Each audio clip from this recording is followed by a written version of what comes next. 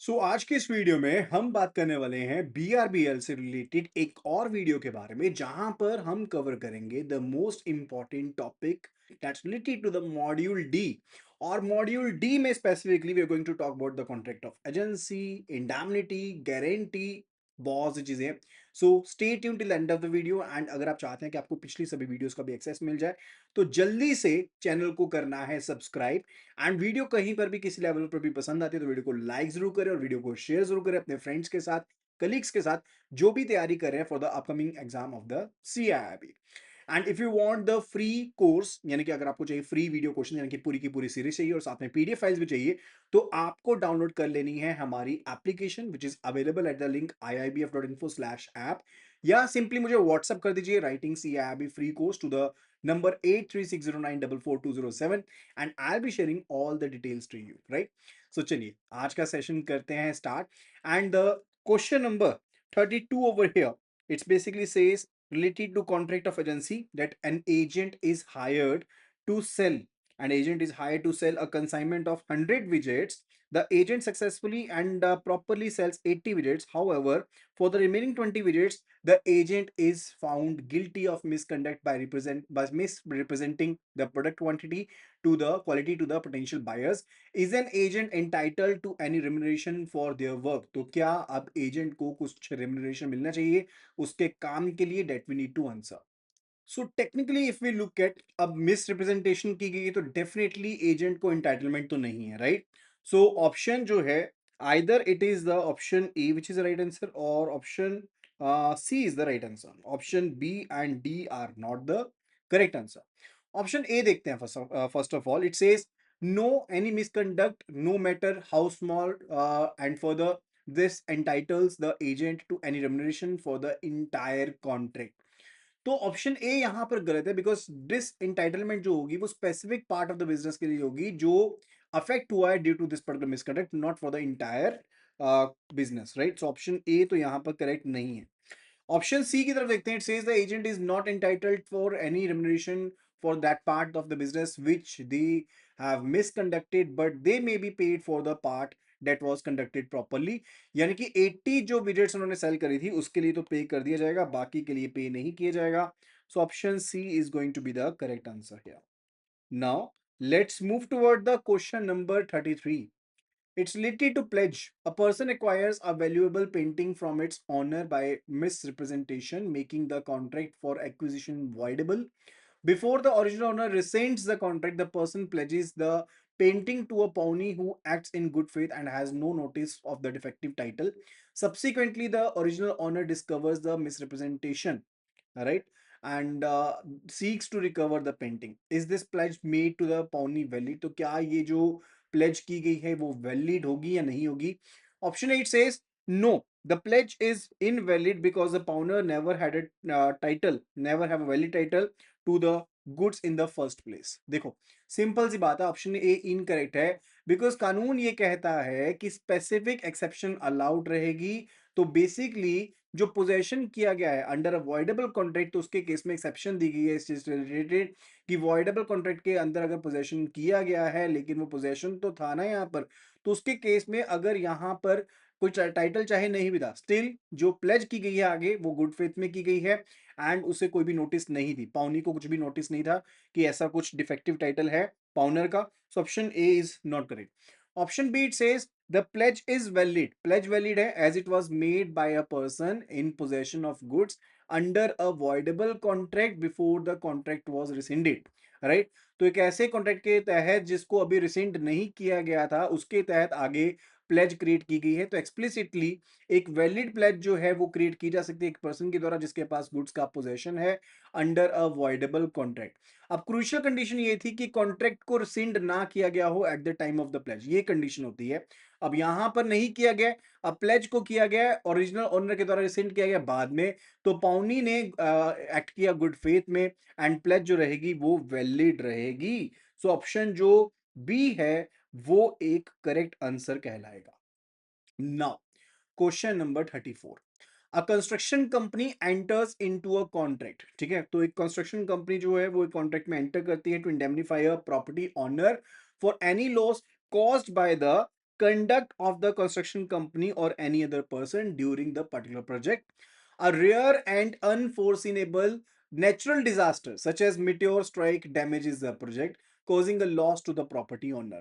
Is the construction company liable to indemnify the owner for this loss under the provided definition of the contract? तो क्या यहाँ पर जो definition provide की गई है उसके तहत जो कंस्ट्रक्शन कंपनी है वो यहाँ पर लायबल रहेगी, क्योंकि उन्होंने इंडेमनीफाई करना है, इस बेसिकली कंस्ट्रक्शन कंपनी ने बेसिकली ऑनर को इंडेमनीफाई करना है. Option 8 says yes, because the contract covers loss from any other person which can be interpreted broadly to include any external cause. तो एक्सटर्नल कोज को भी बीच में शामिल किया जा सकता है. जबकि ऑप्शन ए जो है वो इनकरेक्ट है. जब हम एनी अदर पर्सन की बात करें, we are talking about the human agent. हम कोई इम्पर्सनल इवेंट या फिर एक्ट ऑफ गॉड के बारे में कवरेज नहीं ले रहे हैं. सो option A is not correct. Option B it says no, because the contract of indemnity as defined covers gross loss caused by the conduct of the promisor or another person, not by acts of God or accidents not involving human conduct. So option B जो है absolutely correct it is. Option B is absolutely correct, क्योंकि हमने कभी कहा ही नहीं था. जो definition दी गई है वो स्पेसिफिकली कह रही है कि कॉन्ट्रैक्ट ऑफ इंडेमनिटी जो है वो एक प्रॉमिस है, तो कि वो एक पर्सन जो है वो सेव करेगा दूसरे पर्सन को from the loss caused, right. And जो कंडक्ट है प्रॉमिसर का, वो बेसिकली खुद से ही कंडक्ट रहेगा किसी और पर्सन से रिलेटेड. सो ये डेफिनेशन स्पेसिफिकली लिमिट करती है कि loss arising due to the human conduct. Natural disaster अगर हुई है, म्यूटेयर स्ट्राइक हुई है, वो कंडक्ट ऑफ पर्सन नहीं है, तो उसका लॉस जो है वो basically scope of indemnity contract के बाहर का है, तो उसके अगेंस्ट कोई भी जिम्मेदारी यहां पर नहीं बनती है कंस्ट्रक्शन कंपनी के ऊपर. Question number 35. A principal appoints an agent to manage his retail shop. A principal appoints an agent to manage his retail shop but provides no written instructions on how to handle customer payments. A customer offers to pay for a large purchase with the post dated check. तो post dated check देता है, agent उसे accept कर लेता है. As this is common and accepted practice in that particular retail trade, however the check later bounces. Check bounce हो गया बाद में, causing a loss to the principal. अब principal बंदे को नुकसान हो गया. Is the agent liable to make good this loss to the principal? तो क्या ये एजेंट की जिम्मेदारी है कि ये पैसे अब पे करने हैं, किसको? प्रिंसिपल को पे करने हैं. Yes, the agent is liable because acted without the express authority. उसने विदाउट एक्सप्रेस अथॉरिटी के एक्ट किया है प्रिंसिपल के, एंड फॉर द उसे कैश ही एक्सेप्ट करना चाहिए था. अब ये इनकरेक्ट है, बिकॉज अथॉरिटी जो होती है वो इम्प्लाइड होती है, एंड इम्प्लाइड अथॉरिटी होती है कस्टम्स के हिसाब से, राइट. सो इम्प्लाइड जो अथॉरिटी होती है, let me right over here, implied authority is as per the customs. जो चीजें चल रही हैं समाज में उनके हिसाब से होती है, तो उसके अकॉर्डिंग तो बिल्कुल सही किया उसने. सो ऑप्शन ए तो करेक्ट नहीं है. Option B, no the agent is not liable. Agent liable नहीं है बिकॉज उन्होंने प्रिवेलिंग जो कस्टम्स हैं बिजनेस में उस लोकेशन के ऊपर उसके हिसाब से काम काज किया है, एंड कोई स्पेसिफिक डायरेक्शन थी नहीं प्रिंसिपल के द्वारा. So option B is absolutely correct. Option B बिल्कुल सही है. Now let's move toward the question number 36. It says a person who is bailor who has stolen a laptop. Person है, एक baler है जिसने एक लैपटॉप चोरी किया है, वो टेक्नीशियन को देता है जो कि बेली है, अपग्रेड के लिए देता है. बेली ने गुड फेथ में एक्ट किया, उसको चोरी के बारे में कुछ नहीं पता है, वो कामकाज पूरा करता है और बेलर की इंस्ट्रक्शन को बेसिकली फॉलो करता हुआ डिलीवर कर देता है लैपटॉप को एक थर्ड पार्टी को. अब ट्रू ओनर जो है लेटर ट्रेस कर लेता है लैपटॉप को और स्यू कर देता है बेली को कि उसने रॉन्गफुल डिलीवरी की है. Is the bailee liable to the true owner? तो क्या बेली की लायबिलिटी बनती है ट्रू ओनर को लेकर के? ऑप्शन ए कहता है yes, the bailee is liable because they dealt with stolen property and the good faith जो है वो कोई डिफेंस मैकेनिज्म नहीं है. ऑप्शन ए यहां पर गलत रहेगा. क्यों? क्योंकि कानून कहता है एक स्पेसिफिक एग्जेम्पशन अवेलेबल रहेगी लायबिलिटी से रिलेटेड फॉर द बेली जिसने गुड फेथ में एक्ट किया होगा. तो यहां पर भी बेली ने तो गुड फेथ में एक्ट किया ना, टेक्नीशियन ने तो गुड फेथ में एक्ट किया, उसको तो नहीं पता था, तो उसकी कोई रिस्पॉन्सिबिलिटी ऐसा नहीं बनती. तो ऑप्शन ए हो गया गलत. Option B it says no, the bailee is not responsible to the owner. Owner के लिए रिस्पॉन्सिबल नहीं है बिकॉज उन्होंने गुड्स को डिलीवर किया गुड फेथ में according to the bailor's directions, specially when the bailor had no title. ठीक है, तो यहां पर बेली की तो कोई जिम्मेदारी नहीं है, तो अकॉर्डिंगली ऑप्शन जो होता है वो करेक्ट बन जाता है. Option C it says the bailee is liable. Bailee liable रहेगा तो बेली लायबल नहीं है. Option D says bailee and bailor are jointly liable. देखो जॉइंटली लायबल जैसी कोई चीज नहीं होती है, उसको एक्सप्लिसिट एक शील्ड मिलती है रिस्पॉन्सिबिलिटी को अंडर द पर्टिकुलर कंडीशंस जहां पर उसने गुड फेथ में कामकाज किया है। Further question number 37, meaning and essentials of a contract. A person who is generally of sound mind but experiences occasional periods of unsoundness of mind enters into a contract to sell his property. The contract is made during a time when he is of sound mind and fully understands the implications of the transaction. Is this contract legally valid and enforceable? तो क्या ये valid contract है? Option 8 says no, कोई valid contract नहीं है. Any person who has periods of unsoundness of mind is permanently disqualified, वो permanently disqualified है। तो डिस्क्वालिफिकेशन परमानेंट नहीं होती है, वो मेंटल स्टेट के ऊपर डिपेंड करती है at the time of contracting. So option A is not correct. Option B कहता है the contract is voidable at the options of the persons family who can argue he lacks in the general capacity to contract. देखो contract voidable नहीं है इन grounds के ऊपर, ये valid contract है बिकॉज ये कॉन्ट्रैक्ट तब किया गया था जब वो साउंडनेस ऑफ माइंड के पीरियड के बीच में था, ठीक है। तो ऑप्शन बी भी यहां पर हो गया गलत। Option C it says yes the contract is valid because the key consideration is the person state of mind at the time of the contract is made. Absolutely correct, कि जिस time पर contract किया था भाई उस time पे बिल्कुल सही था, तो हम कैसे कह दें कि कॉन्ट्रैक्ट वैलिड नहीं था? Option C is absolutely the correct answer. Option D the contract is void ab initio. Void ab initio कैसे मान लेंगे? ये कह रहा है कि वॉइड अब इनिशियो है because the law requires a person to be continuously sound mind to be competent to contract. देखो कानून ऐसी कोई चीज नहीं कहता है कि कंटिन्यूस साउंडनेस ऑफ माइंड चाहिए, only sound mind at the time of making the contract is required close, right. So option D भी यहां पर करेक्ट नहीं है, ठीक है। Option C is the correct answer. Now after that it's related to the contract of guarantee. A surety provides a guarantee for a loan taken by the principal debtor. तो एक surety जो है वो एक गारंटी प्रोवाइड करता है for a loan taken by the principal debtor where the interest rate is fixed at 10% per annum. Later, the creditor and the principal debtor mutually agree to increase the interest rate to 12% per annum. तो surety जो है वो guarantee provide करता है एक loan के लिए जो प्रिंसिपल डेटर के द्वारा लिया गया है, जहां पर 10% पर एनम का इंटरेस्ट रेट फिक्स्ड है। लेटर जो है creditor and principal debtor mutually आपस में मिलजुल के बात कर लेते हैं कि इंटरेस्ट रेट को 12% कर देंगे, लेकिन वो श्योरिटी को इस चीज के बारे में नहीं बताते, ना ही उससे कंसेंट लेते हैं। अब जब डेप्टर ने प्रिंसिपल डेटर ने कर दिया डिफॉल्ट, तो क्या श्योरिटी लायबल रहेगा इस चीज के लिए? Option 8 says the surety is liable for the original debt amount, including the original interest rate 10%, but not the additional 2%. तो ऑप्शन ए यहां पर गलत है, बिकॉज लीगल कंसिक्वेंस ये होंगे कि अब श्योरिटी को सब्सिक्वेंट लाइबिलिटी के लिए पूरा डिस्चार्ज मिल जाएगा, सिर्फ पार्शियल वन के लिए नहीं मिलेगा। यानी कि जब टर्म्स एंड कंडीशंस चेंज कर दी बिना श्योरिटी को बताए हुए, तो श्योरिटी अब पूरी तरह से वेला, ठीक है, पूरी तरह से फ्री है, उसके ऊपर कोई दिक्कत नहीं आएगी।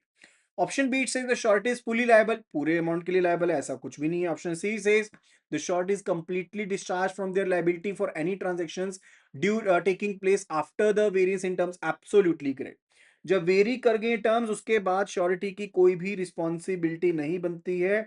Option C is the correct answer. Option D says the surety remains liable but has the right to sue the principal debtor for making the changes without the consent. Option D भी यहां पर incorrect है, क्योंकि primary right जो है surety का वो इस सिचुएशन में रहता है कि उसको डिस्चार्ज मिल जाएगा गारंटी से खुद से ही, not a right related to sue, कि वो sue करेगा, उसका कोई राइट नहीं है, right. So option D is also not correct. Then after that, it's the question number 39. A pawner defaults on a debt of rupees 10 lakh. एक pawnor यानी कि पाउनर कौन होता है? जिस पर्सन ने प्लेज की है, उसने 10 लाख का डिफॉल्ट कर दिया डेप्ट के ऊपर। पाउनी ने एक रीजनेबल नोटिस दिया एंड प्लेज्ड एसेट्स को 8 लाख रुपए में बेच दिया। अब सेल करने के बाद लीगल पोजीशन क्या है पाउनर की regarding the remaining amount of the डेप्ट? ठीक है, तो पाउनर की लीगल पोजीशन क्या है? पाउनर्स इंटायर डेप्ट is discharge and the pawnee must bear the loss of 2 lakh rupees. Pawnor remains liable to make good the balance of rupees 2 lakh to the pawnee. The pawner is not liable, the pawner is only liable for the balance, right? What would be the true answer? सही में answer ये रहेगा कि particularly जो duty होती है ना pawnor की, वो ये होती है कि अगर आपकी प्लेस्ड गुड्स को एक रीजनेबल नोटिस देने के बाद सेल किया गया एंड अगर अमाउंट जो रियलाइज हुआ है वो डेप्ट ड्यू से कम होता है, तो उसके केस में पाउनर जो है वो बैलेंस अमाउंट के लिए भी जिम्मेदार रहेगा। जैसे इस केस में भी जो लोन अमाउंट था वो था 10 लाख रुपए का, चीजों को बेचा 8 लाख रुपए में, तो 2 लाख का जो बैलेंस बच गया उसके लिए भी पाउनर जिम्मेदार रहने वाला है, उसकी जिम्मेदारी रहेगी एंड उसको ही पैसा पे करना पड़ेगा. So accordingly, if we look at, the pawnee remains liable to make the balance amount of rupees 2 lakh to the pawnee. So option B is absolutely the correct answer for this question. Now, the question number 40th question related to contract of agency. An agency is created for a single specific purpose to oversee the construction and sale of one particular building. Once the building is fully constructed and sold and all the accounts are settled, what is the status of the agency relationship? तो क्या रहेगा? The agency continues indefinitely unless the principal formally revokes. तो ऐसा तो ना कि तब तक चलती रहेगी. जब किसी स्पेसिफिक पर्पस के लिए है तो रिवोकेशन की जरूरत नहीं है, वो ऑटोमेटिकली बेसिकली टर्मिनेट हो जाएगी. So option A is not correct. Option B, it says the agency relationship is automatically terminated because the business of the agency has been completed. Yes, absolutely correct. जब agency का business पूरा complete हो चुका है तो automatically जो agency है वो खत्म हो जाएगी. So option B is going to be the correct answer. Option C, it says the agency converts into implied agency, allowing the agent to undertake similar projects for the principal in future. तो कोई implied चीज नहीं है. जब completion हो गई है specific task की तो उससे कोई फ्यूचर टास्क के लिए implied एजेंसी क्रिएट नहीं होगी, उसके लिए एक नया एग्रीमेंट रिक्वायर्ड रहेगा. Option D, it says the agency is terminated but the agent retains a lien on the principal's other properties for any unpaid commission. यानी कि एजेंट जो है उसका लियन होता है, एजेंट का एक लियन होता है, it is on the property of the principal received by him, right, if the entitled agency. लेकिन अनरिलेटेड प्रॉपर्टी से रिलेटेड उसके पास कोई लियन नहीं होता है एंड एजेंसी जो है खुद से ही वो टर्मिनेट हो जाएगी. So option D is also not correct. Question number 41 related to the contract of bailment. A person agrees to store their neighbor's expensive paintings in their secure vault while the neighbor is on a long vacation. The person receives no payment for this service. During this period, the vault's climate control system requires an unexpected but necessary emergency repair to prevent damage to the painting. The person pays for this repair is the neighbor, that is a bailer, obligated to repay these expenses. तो क्या उसके ऊपर कोई obligation रहेगी? No, because it was a gratuitous bailment. The bailee is responsible for all the expenses incurred during the storage period. देखो, ये contradict करता है स्पेसिफिक रूल के साथ जो एक्सपेंसेस से रिलेटेड होता है फॉर द ग्रेटिशियस बेलमेंट. यानी कि ग्रेटिशियस बेलमेंट के दौरान भी एक स्पेसिफिक सिचुएशन में जहां पर गुड्स को बेल किया गया है for safety purposes, right, and जहां पर इवन कोई रेम्यूनरेशन नहीं मिल रही यानी कि ग्रेटिशियस बेलमेंट है, वहां पर बेलर जो है जिसने सामान दिया है उसे रीपे करना पड़ेगा बेली को उन सभी एक्सपेंसेस से रिलेटेड जो भी उसके द्वारा किए गए हैं बेलमेंट के क्लोज को निभाने के लिए. इमरजेंसी रिपेयर की गई है so as to preserve the painting, वो एक नेसेसरी एक्सपेंस था, उसके लिए बेलर को पैसे पे करने पड़ेंगे, राइट. तो ऑप्शन ए तो यहां पर करेक्ट एब्सोल्युटली नहीं है. The bailor is only obligated to pay half of the expenses, ऐसा भी नहीं है. Yes, the bailor is required to repay bailee the necessary expenses incurred for the purpose of bailment, absolutely correct, पैसे pay करने पड़ेंगे. Option जो C है that is the correct answer. Question number 42 पर चलते हैं आगे. कॉन्ट्रैक्ट ऑफ गारंटी से रिलेटेड वीडियो अभी तक पसंद आ रही तो वीडियो को लाइक फटाफट से जरूर कीजिएगा और शेयर जरूर कीजिएगा. A company already has an existing debt with the supplier. Company का ऑलरेडी एक एग्जिस्टिंग डेट है सप्लायर के साथ. To secure this pre existing debt and to encourage the supplier to continue providing goods on credit, a director of the company offers the personal guarantee. तो director जो है company का वो personal guarantee दे देता है, supplier उस guarantee को accept कर लेता है. Is this guarantee valid? तो क्या वो गारंटी वैलिड है in respect to the consideration provided to the surety, right, जो बेसिकली श्योरिटी के द्वारा प्रोवाइड की जा रही है, कंसिडरेशन दी जा रही है, क्या बेसिकली उसके लिए आपकी ये गारंटी वैलिड है? Option 8 says no, the guarantee is invalid for lack of consideration because the debt was already in existence, which constitutes past consideration. देखो, जो रूल फॉर कंसिडरेशन है ना कॉन्ट्रैक्ट ऑफ गारंटी में स्पेसिफिकली बोर्ड से लेकर के वो अलाउ करता है कि for benefit of the principal debtor, right, कि प्रिंसिपल डेटर के लिए जो बेनिफिट रहेगा वो सफिशिएंट रहेगा, तो उस चीज को अलाउ करता है. तो ऑप्शन ए तो करेक्ट नहीं है, सो ऑप्शन ए हो गया यहां पर गलत.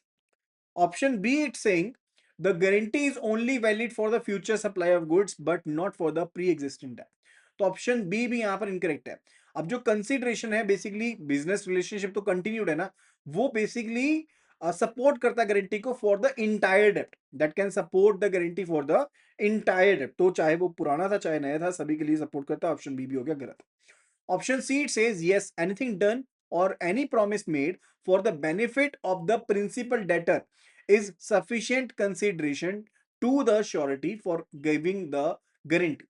ठीक है, तो ऑप्शन सी जो है वो एब्सोल्युटली करेक्ट है। यही चीज बेसिकली रहती है कि अगर कोई भी चीज की जाती है, कोई भी प्रॉमिस किया जाता है जिससे प्रिंसिपल डेटर का बेनिफिट होगा, वो एक सफिशिएंट कंसिडरेशन मानी जाती है श्योरिटी के लिए कि वो गारंटी दे सकता है।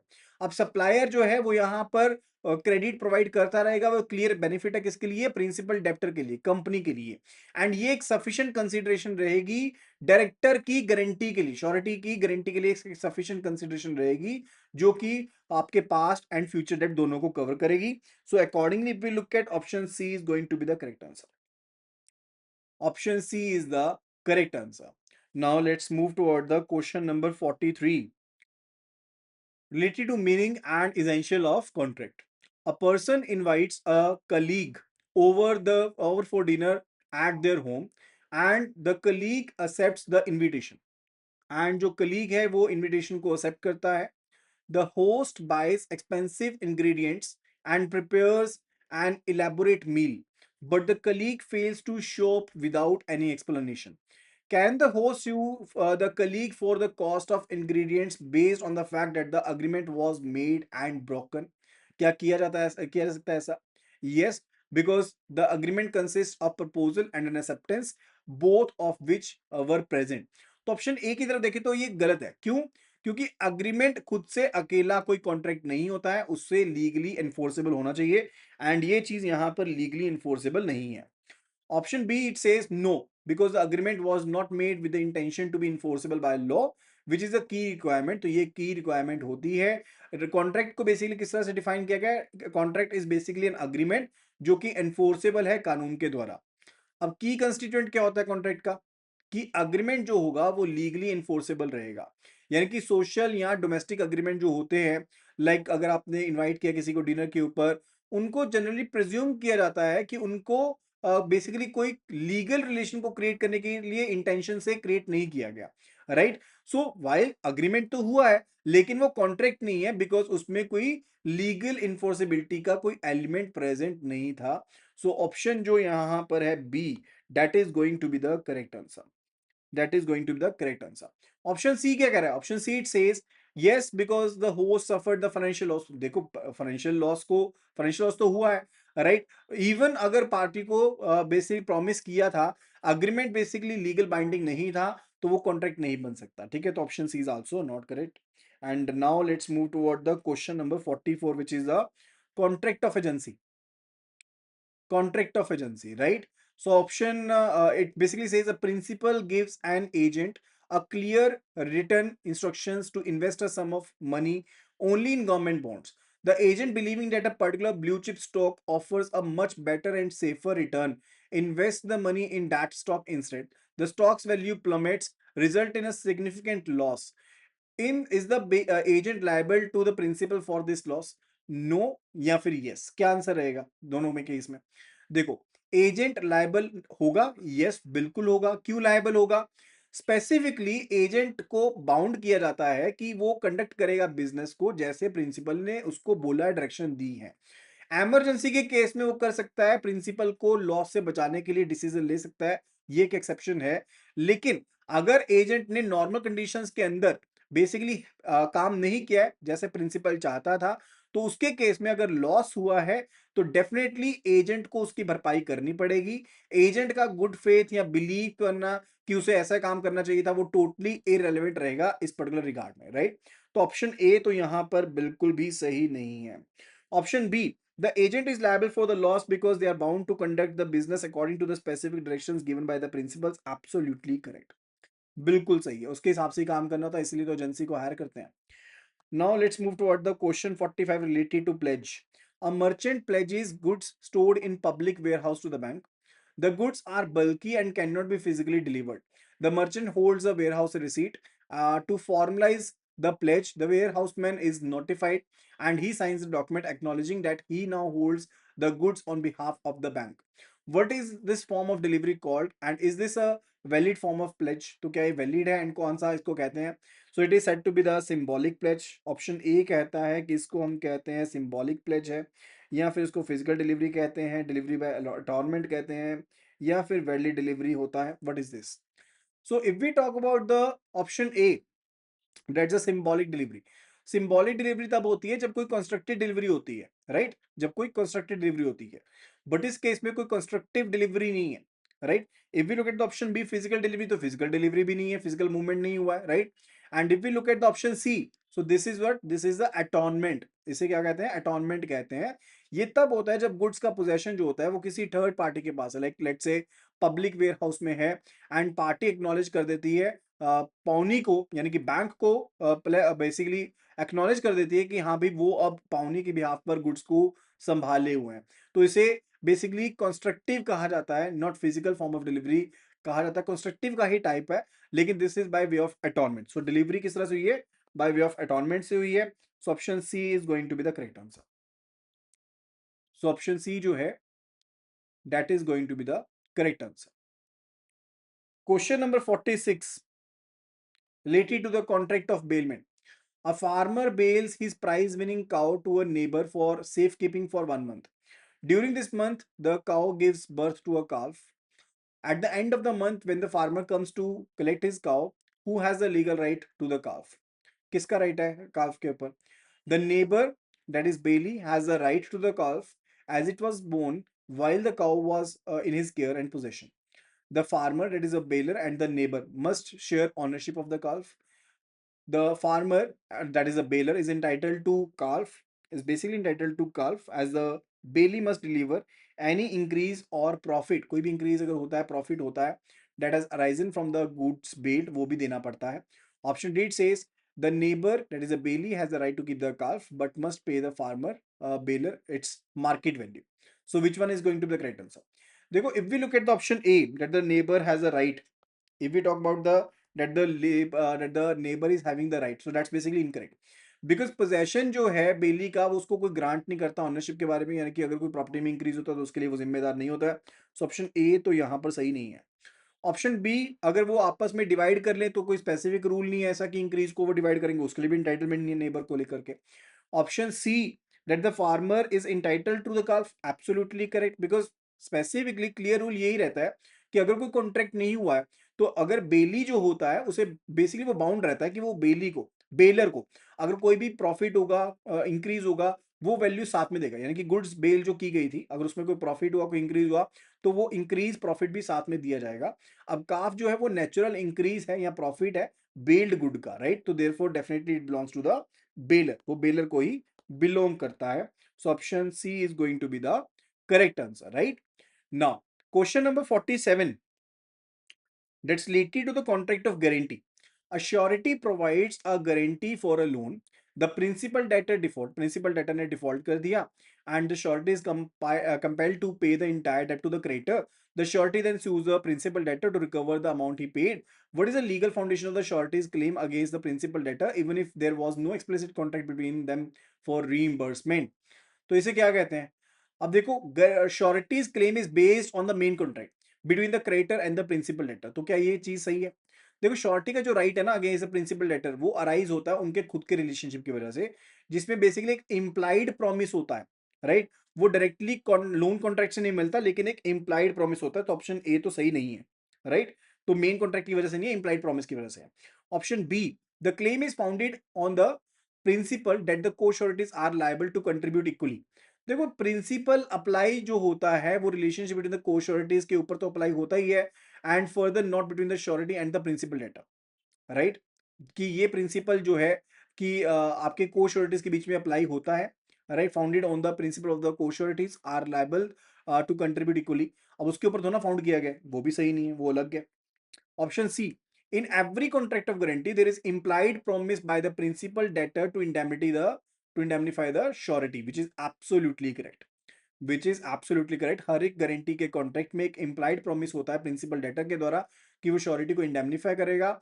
एंड ये जो इम्प्लाइड प्रॉमिस है वो एक लीगल बेसिस बनता है श्योरिटी के राइट के ऊपर कि वो रिकवर कर सकता है प्रिंसिपल डेटर से वो अमाउंट जो उसने राइटफुल पे किया था under the guarantee contract, right. So option जो सी है that's absolutely correct. Now, it's the question number 48 related to the contract of agency. An agent successfully sells a consignment of goods for his principal. The principal owes the agent commission for this sale. Before the agent remits the sale proceed, the principal requests the agent to hand over certain unrelated business papers that the agent is holding. Can the agent refuse to hand over the papers until his commission for the sale of goods is paid? तो क्या उसको रोक सकता है या नहीं रोक सकता? No, yes, no, yes. तो कौन सा करेक्ट है? देखो सिंपल सी बात है, यस जो एजेंट है उन पेपर्स को रिफ्यूज कर सकता है जब तक उसको पैसे नहीं मिल जाते। अब क्या इसके पीछे ज्ञान है? एजेंट की लियन ये कहती है कि एजेंट गुड्स को, पेपर्स को, प्रॉपर्टी को रिटेन कर सकता है प्रिंसिपल की अनटिल, देखिए राइट कंटिन्यूड रहेगा, अनटिल उसका जो अमाउंट है वो ड्यू है to the agent for commission purposes, disbursement service purposes, right, जब तक वो पे नहीं किए जाते। एंड इसको एक जनरल लियन कहा जाता है जिसे बेसिकली अलाउ किया गया एजेंट को कि वो कोई भी प्रॉपर्टी को रिटेन कर सकता है प्रिंसिपल की, right. So accordingly if we look at either the option B is correct और the option D is correct. Option B देखते हैं। Yes the agent has a general lien, तो जनरल लियन होती है, यस जनरल लियन होती है including the commissions disbursement, जब तक पे नहीं होती तब तक होल्ड कर सकता है। ऑप्शन बी करेक्ट है। Option D it says yes but only if agent gets a court order, तो ऐसा कुछ भी नहीं है, कोर्ट ऑर्डर की जरूरत नहीं है। Option B is the correct answer, right. So that is going to be all about this video. I hope that you must have understood the concepts and पता आपको वीडियो पसंद आई होगी। अगर वीडियो पसंद आई तो जल्दी से वीडियो को लाइक कर दीजिए और वीडियो को शेयर जरूर कीजिएगा अपने फ्रेंड्स एंड कलीग्स के साथ। And make sure so as to subscribe the channel so that you get updated whenever we upload the new videos. Free course चाहिए सी आई का, तो सिंपली लिखिएगा free course C I and WhatsApp पे to the number 8360944207 and I be sharing all the details with you. So that will be all. Thank you so much and see you again in the next video. Happy learning.